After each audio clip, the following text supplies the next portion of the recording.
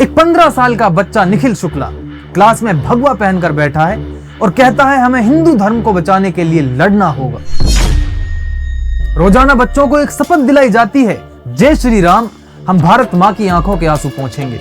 हम राम जी का काम कर रहे हैं, हम राम जी की सेना बना रहे हैं। पढ़ाई सिर्फ गिनती और अक्षर ज्ञान तक नहीं रही, बच्चों को सिखाए जाने लगा है सरस्वती वंदना, गायत्री मंत्र और राम भजन।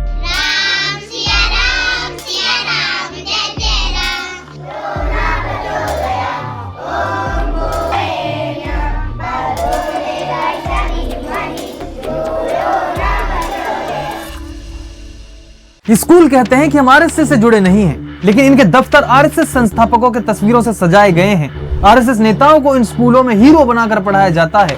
आरएसएस इसमें फंडिंग भी कर रहा है। और ये सिर्फ स्कूल्स नहीं, बल्कि गांव के गांवों को एक सोच में ढालने की फैक्ट्री है। और जिन स्कूलों की मैं बात कर रहा हूं, उनकी संख्या कोई 10-20 नहीं, 100-200 नहीं, 1000-2000 नहीं, बल्कि देश भर में 1 लाख से ज्यादा है। और इनका नाम है एकल विद्यालय। एकल विद्यालयों की कहानी की शुरुआत 1980 के दशक के मिड से होती है। इस समय भारत में आदिवासी इलाके शिक्षा की पहुंच से दूर थे। सरकारी स्कूलों की पहुंच ना के बराबर थी। गरीबी और अशिक्षा ने इन इलाकों को अंधेरे में डुबा रखा था। इसी स्थिति को देखते हुए आरएसएस के कार्यकर्ता भाऊराव देवरस ने साल 1986 में झारखंड के मुगला जिले में एकल विद्यालय की नींव रखी। भाऊराव देवरस का असली नाम मुरलीधर दत्तात्रेय देवरस था। यह आरएसएस के तीसरे सरसंचालक मधुकर दत्तात्रेय देवरस के छोटे भाई थे। एकल विद्यालयों के पीछे उनका विचार था एक ऐसा स्कूल जहां सिर्फ एक गुरु हो और वो गांव के बच्चों को मुफ्त पढ़ाए। लगभग 1986 के आसपास ही उड़ीसा में भी एक ऐसा ही प्रोजेक्ट शुरू हुआ, जो रात में स्कूलों के जरिए आदिवासी बच्चों को पढ़ाने के लिए केंद्रित था। इन स्कूलों का मॉडल आसान था, कम खर्च, कम संसाधन और लोकल लेवल पर चलने वाला। शुरू से ही बड़े बड़े उद्योगपतियों और संघ से जुड़े अमीर लोगों ने इसमें फंडिंग की। 1980 के दशक के अंत तक एकल विद्यालयों की चर्चाएं दूर दूर तक फैल गई। 1989 के आसपास श्यामा गुप्ता, जो आरएसएस के वरिष्ठ प्रचारक थे, उड़ीसा में इस कैंपेन से जुड़े। बचपन से ही संघ से जुड़े श्याम जी का सपना भारत को उत्तम राष्ट्र बनाना था। 1964 में वे राष्ट्रीय स्वयंसेवक संघ के प्रचारक बने और उन्होंने एकल विद्यालयों को अपने हाथ में ले लिया। गुप्ता ने भाऊराव के डिजाइन को एक नया आकार दिया। उन्होंने फैसला किया कि गांव तक इस अभियान को पहुंचाने के लिए शहरों की ताकत चाहिए, वहां के पैसे और दिमाग का इस्तेमाल होना चाहिए। इसी सोच के साथ 1989 में कोलकाता में फ्रेंड्स ऑफ ट्राइबल सोसाइटी यानी एफटीएस की स्थापना हुई। एफटीएस ने एकल विद्यालयों को चलाने की जिम्मेदारी ली और इस अभियान को एक बड़ा रूप दिया। यहाँ से एकल सिर्फ एक एक्सपेरिमेंट से आगे बढ़कर एक मिशन बन गया। शुरू में एकल का ढांचा सीधा था, एक शिक्षक, कुछ बच्चे और खुली जगह। गांव वाले इसे चमत्कार मानते थे, क्योंकि उनके बच्चों को मुफ्त पढ़ने का मौका जो मिल रहा था। फिर 1991 तक एफटीएस को पुरुषोत्तम दास चितलंगिया जैसे प्रभावशाली लोग लीड करने लगे, जो उद्योगपति होने के साथ साथ बीजेपी के पश्चिम बंगाल के उपाध्यक्ष भी थे। यहाँ से एकल का जो शुरुआती दौर था वो खत्म हुआ। अब ये एक संगठित ढांचे में बदल गया। 1990 के दशक में एकल विद्यालय तेजी से बढ़ने लगा। एफटीएस के नेतृत्व में इनकी पहुंच आदिवासी इलाकों जैसे झारखंड, उड़ीसा, छत्तीसगढ़ और नॉर्दर्न स्टेट्स तक फैल गई। पुरुषोत्तम दास चितलंगिया, जो 2003 तक एफटीएस को लीड कर रहे थे, उन्होंने कोलकाता के उद्योगपतियों और संघ से जुड़े अमीर लोगों को इसमें जोड़ा। शहरों से पैसा आता गया और गांव में स्कूल खुलते चले गए। फिर 2000 तक आते आते एकल विद्यालय foundation of India EVFI Delhi में रजिस्टर हुआ, जिसने विदेश से फंडिंग का रास्ता खोल दिया। इसी साल भारत लोक शिक्षक परिषद यानी BLSP की स्थापना हुई, जो उत्तर भारत में एकल विद्यालयों को चलाने और फंड जुटाने का काम करने लगा। फिर साल 2002 में एकल विद्यालय फाउंडेशन ऑफ USA की नींव भी रखी गई, जिसने एकल विद्यालयों के लिए अमेरिका से पैसा लाने में महत्वपूर्ण भूमिका निभाई। ये एकल का एक सुनहरा दौर था, जिसमें हजारों स्कूल खुल चुके थे और लाखों बच्चे पढ़ रहे थे। 2000 के दशक में एकल का ढांचा और भी मजबूत हुआ और फिलहाल नेशनल लेवल पर एकल अभियान का नेतृत्व एकल अभियान ट्रस्ट नाम के एक अम्ब्रेला ऑर्गेनाइजेशन द्वारा किया जाता है, जिसका हेडक्वार्टर कोलकाता में है। इस ट्रस्ट में एकल विद्यालय foundation, friends of tribal society, Bharat लोक शिक्षा परिषद, श्री हरि सत्संग समिति जैसे कई संगठन शामिल हैं। अटल बिहारी वाजपेयी की एनडीए सरकार एकल अभियान को कई तरह की सहायताएं प्रदान कर रही थी। हालांकि 2005 में एकल अभियान को एक बड़ा झटका लगा, जब यूपीए गवर्नमेंट ने एकल अभियान को दी जाने वाली मदद रोक दी थी, क्योंकि सरकार की एक कमेटी ने बताया था कि कुछ स्कूलों में गड़बड़ियां हो रही थी, अल्पसंख्यकों के खिलाफ एजेंडे चलाए जा रहे थे और इसके बावजूद एकल का दायरा बढ़ता ही रहा। फिर 2011 में राष्ट्रीय महिला समिति FTS के साथ जुड़ी, जो महिलाओं को संगठित करने में लगी। ग्राम स्वराज मंच बना जो गाँव में आत्मनिर्भरता की बात करता था। इसके अलावा संघ परिवार की और भी शाखाएं एक्टिव थी, जैसे वनवासी कल्याण आश्रम, VKA, राष्ट्रीय सेवा भारती, RSB और विद्या भारती। VKA ने प्री प्राइमरी कोचिंग सेंटर शुरू किए, RSB ने संस्कार केंद्र और पाठदान केंद्र चलाए और विद्या भारती ने अपने स्कूलों के साथ साथ संस्कार केंद्र जोड़े। एकल अब अकेला नहीं था, ये संघ के विशाल नेटवर्क का एक हिस्सा बन चुका था। साल 2019 आते आते पूरे देश भर में एकल विद्यालयों की संख्या 1 लाख से ज्यादा हो गई थी। लेकिन इस विस्तार के साथ साथ एकल की अब असली मंशा भी सामने आने लगी।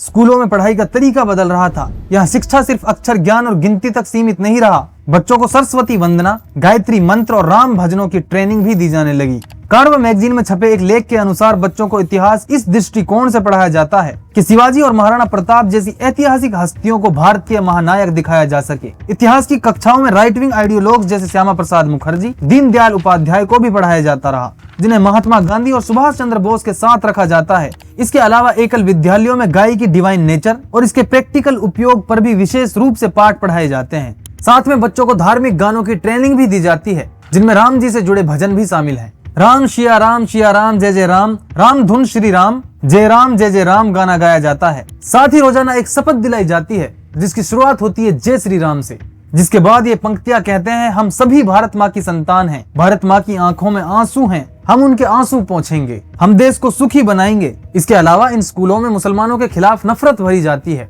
आप एक उदाहरण से समझिए। द डिप्लोमेट न्यूज वेबसाइट ने एकल विद्यालयों पर एक रिपोर्ट पब्लिश की है। द डिप्लोमेट ने अपनी इस रिपोर्ट में उत्तर प्रदेश के सीतापुर के एक एकल विद्यालय में पढ़ने वाले 15 साल के निखिल शुक्ला का जिक्र किया है। रिपोर्ट में लिखा है कि निखिल क्लास में भगवा पहनकर बैठता है, उसकी आंखों में एक नई चमक है, चमक आस्था की, जुनून की, लड़ाई की।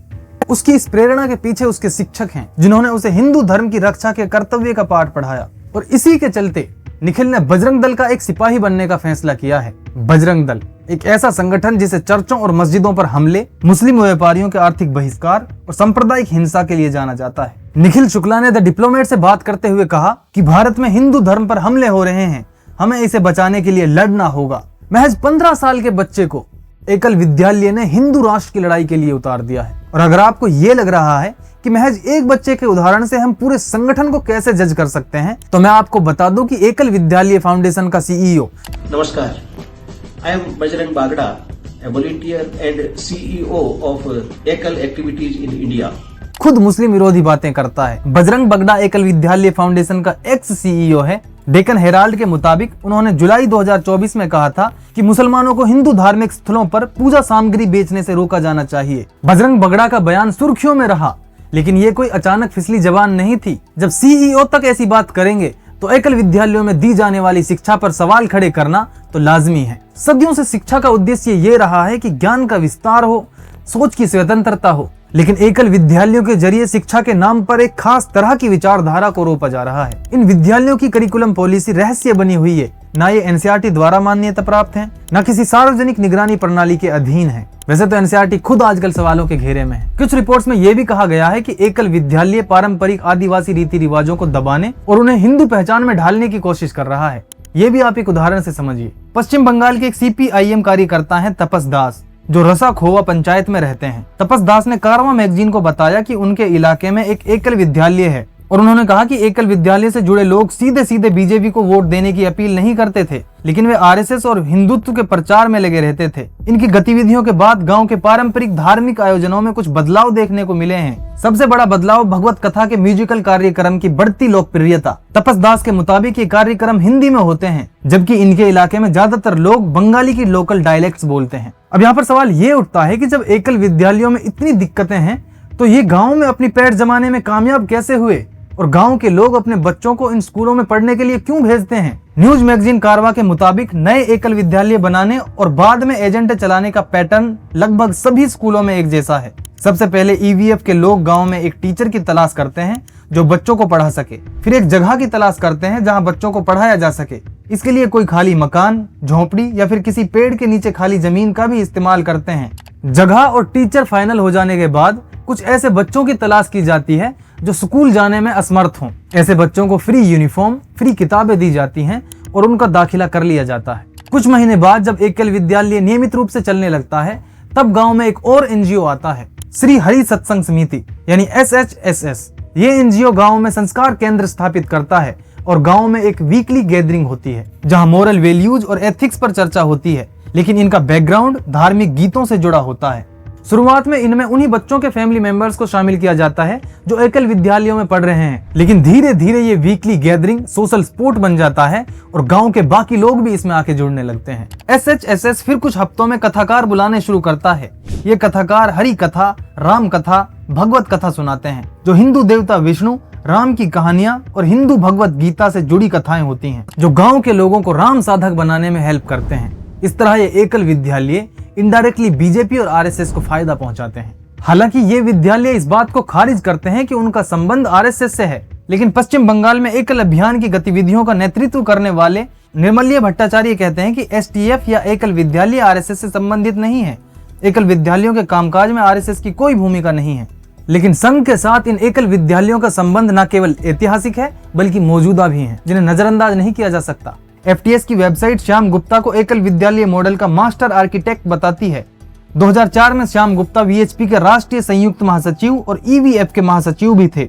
अगस्त 2020 तक वे एकल विद्यालय ट्रस्ट के advisory board, board of trustee और एग्जीक्यूटिव कमेटी के सदस्य भी थे। द कारवा मैगजीन में छपी एक रिपोर्ट के अकॉर्डिंग सिलीगुड़ी में एक संस्कार भवन नाम का एक 2 मंजिला कार्यालय है और ये कार्यालय श्री हरि सत्संग समिति का है यानी SHSS का, और ये कार्यालय RSS के संस्थापक और पहले सरसंचालक KB हेडगेवार और दूसरे सरसंचालक MS गोलवालकर की फ्रेमयुक्त तस्वीरों से सजाया है। RSS से जुड़े लोग इसमें फंडिंग भी करते हैं। ये सब दिखाता है कि एकल विद्यालय RSS की एक सांप्रदायिक सोच का एक्सटेंशन बॉडी है जो हिंदू पहचान को थोपते हैं और अल्पसंख्यकों के खिलाफ जहर बोते हैं। द डिप्लोमेट की एक रिपोर्ट के अनुसार एकल विद्यालय अपने छात्रों को हिंदू धर्म के कट्टरपंथी रूप हिंदुत्व का पालन करने और उस पर विश्वास करने के लिए बाध्य करता है, और एकल विद्यालयों में छात्रों को यह विश्वास दिलाया जाता है कि हिंदू होना ज्यादा भारतीय होने के बराबर है।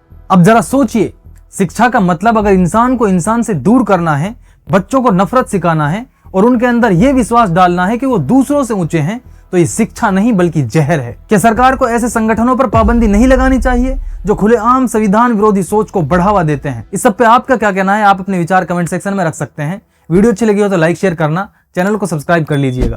Thank you.